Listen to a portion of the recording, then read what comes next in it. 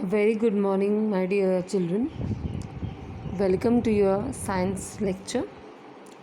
Myself, Miss Gauri, and I'll be teaching you subject science. Children, let me first introduce you all to chapter number 1. The name of the chapter is The Living World, Adaptation and Classification.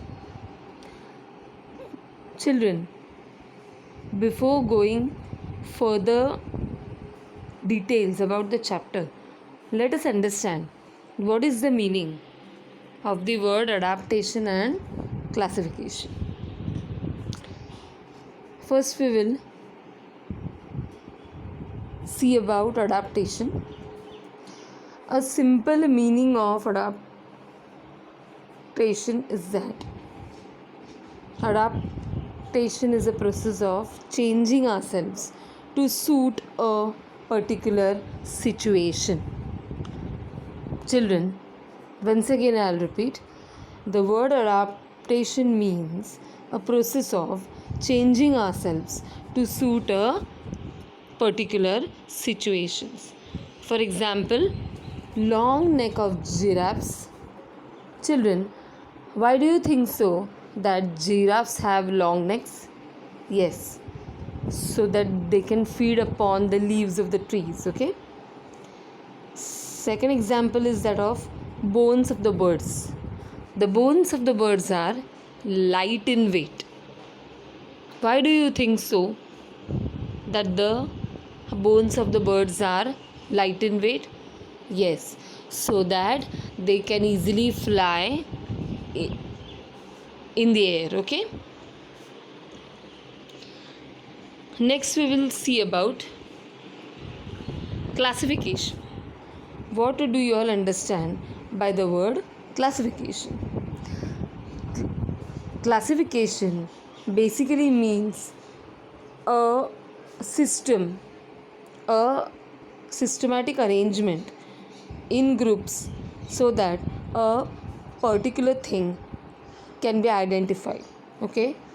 For example, assigning plants, animals, kingdom or species. Okay, children, this is what is the meaning of classification. Now, children, we will study in detail about all these. Look into the books, children. A great variety of plants is found on our earth. Yes, do you all agree? Yes, there is a great variety of plants on our earth, right? Some plants have colorful flowers, some plants grow in the water, whereas some are found to be in the deserts, which have a scarcity of water. Okay, children, here, as they have said, some plants have colorful flowers, some flowers are only black, some flowers are only white. Yes, some of them grow in water, whereas others are found in the deserts, right, children? Some plants are found only in snowy regions. Okay, some plants are found in the deserts, some plants are found in the snowy regions. Okay, there are some plants which cannot be seen by our naked eyes. We have to see them under a microscope. Children, I hope so. You all are aware that what is the meaning of the word microscope?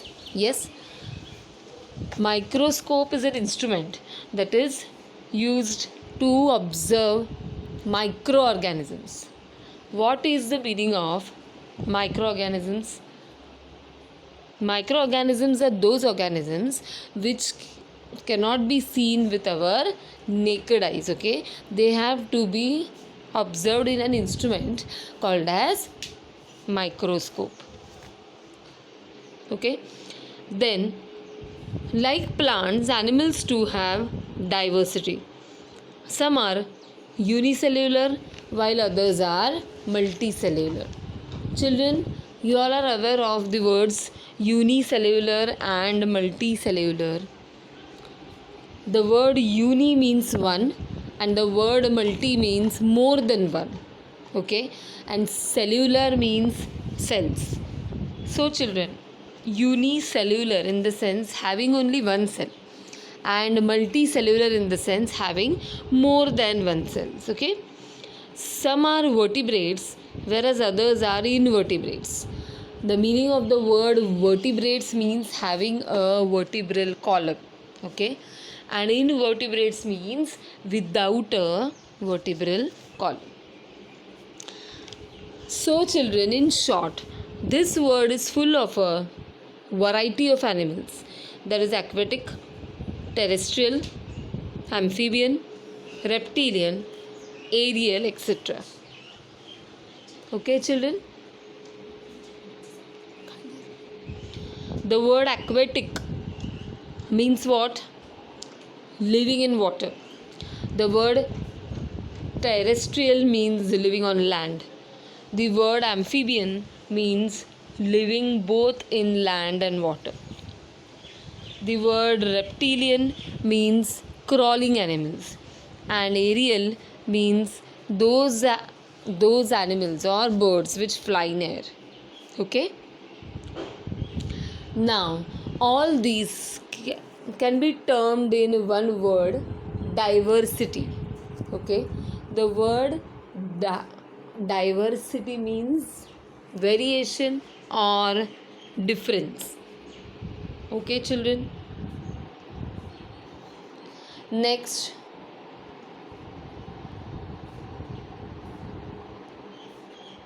yes children, tell me one thing, are the plants and animals from Kashmir and Rajasthan of the same type?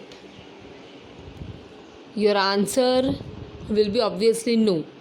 But why no?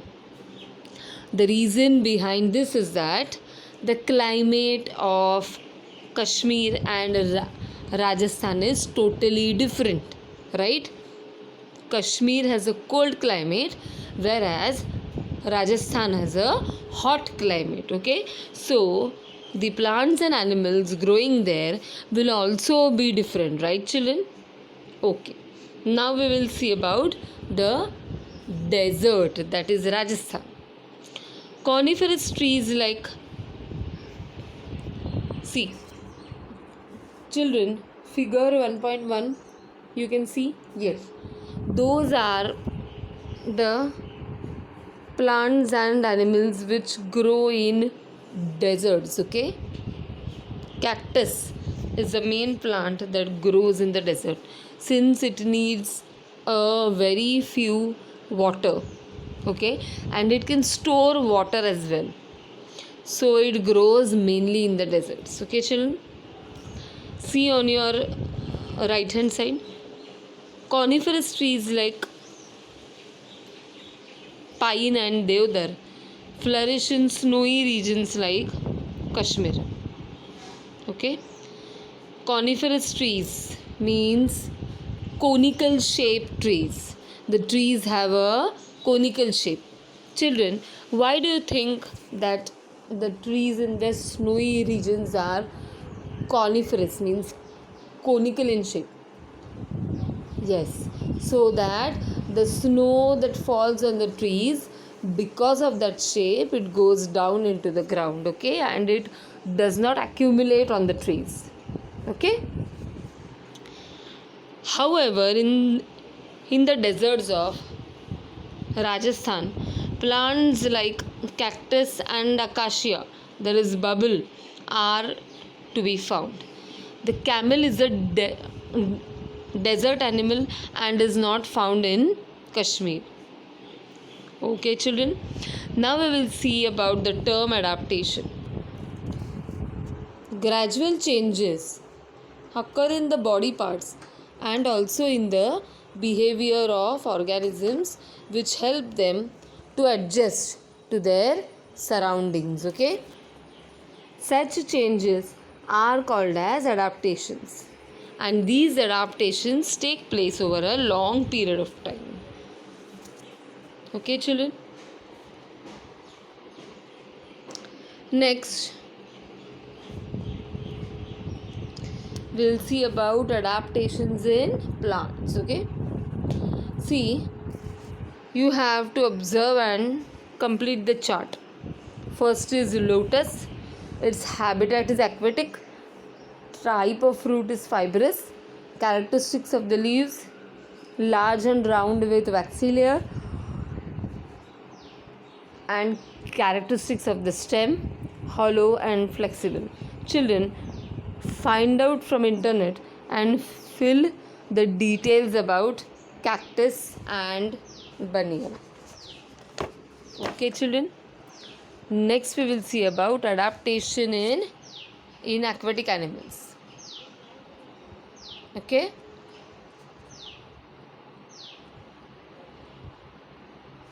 Yes. Some of the aquatic plants are firmly rooted in the soil or the bottom of the water bodies. Okay.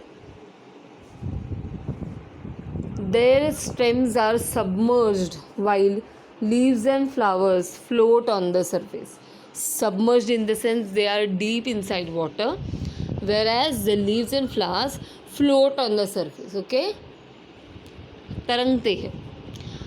However, some plants are entirely afloat.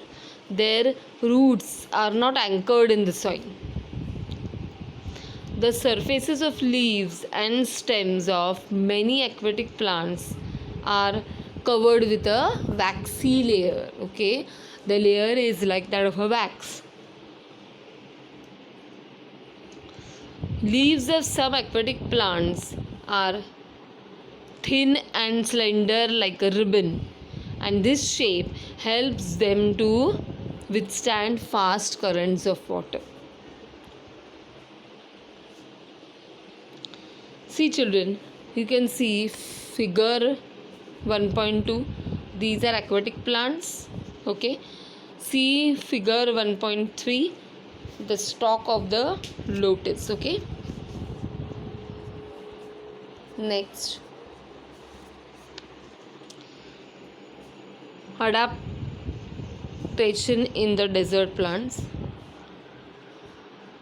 Children, as I had told earlier, one of the main important desert plants is cactus. Okay.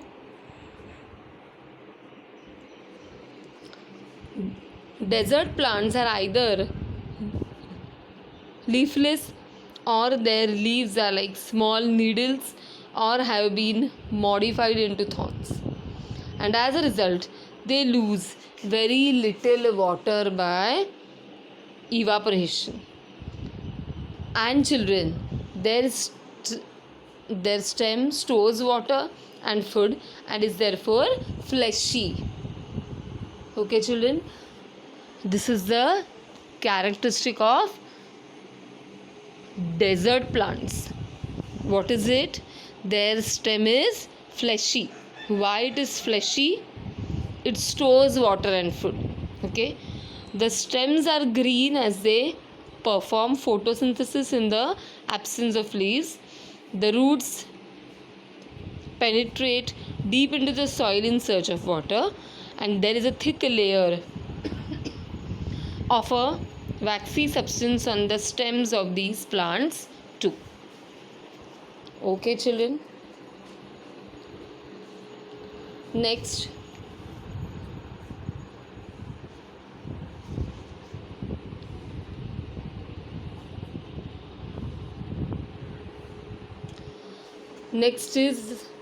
is adaptation of the plants in snowy regions. Children, as I had said earlier, you can see an example 1.5 Devdar tree. Yes, you can see the shape of the tree. How is the shape of the tree?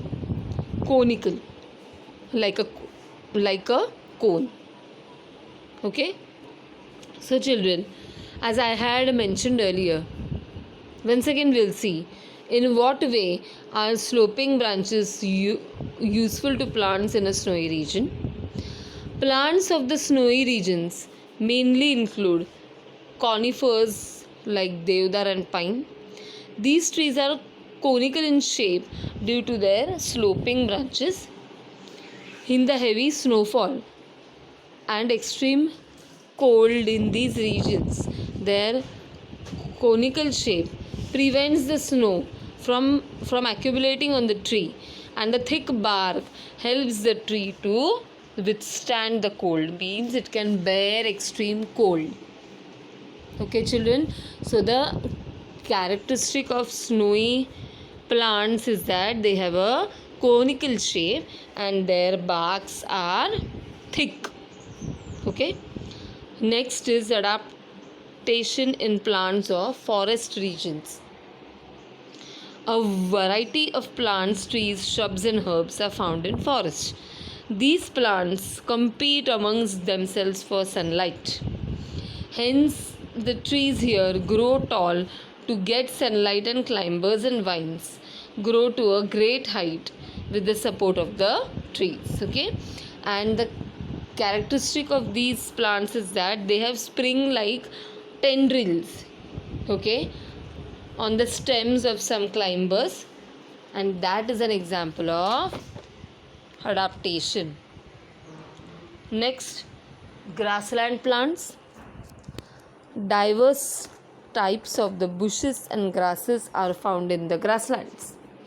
Fibrous roots of grasses prevent soil erosion. Grasses in equatorial regions are very tall, and animals like tiger, elephants, and deer can remain hidden in these grasses. But, however, grasses in the cold regions are very short, and animals like rabbit are found in such grasses. Okay?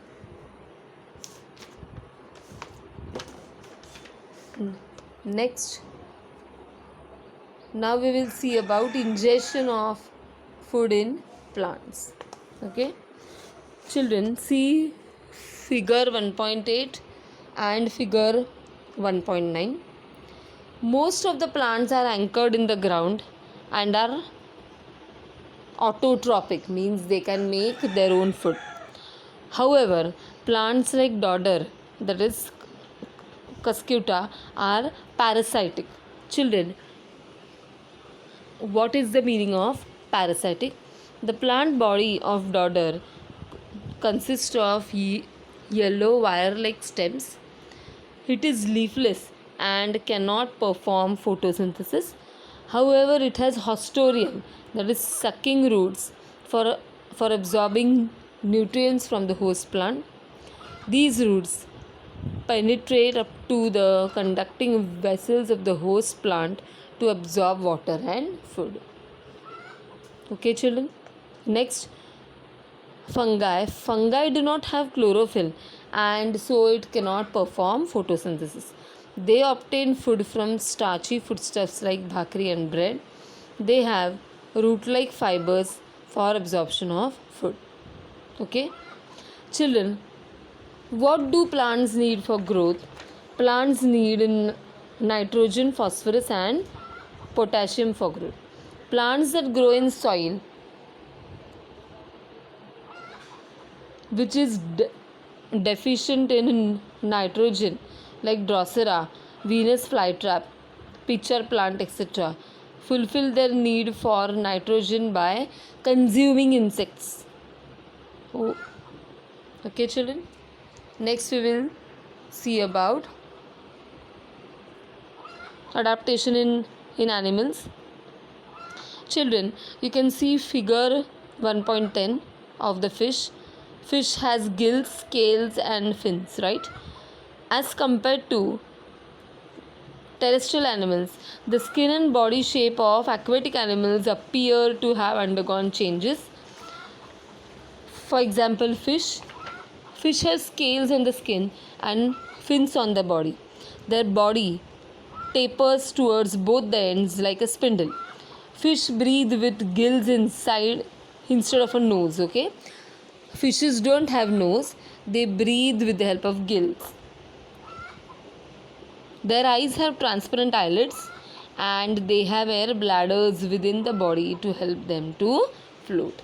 Children, we'll stop here, okay, in this lecture, and we will continue with the lecture in the next session. Okay, thank you.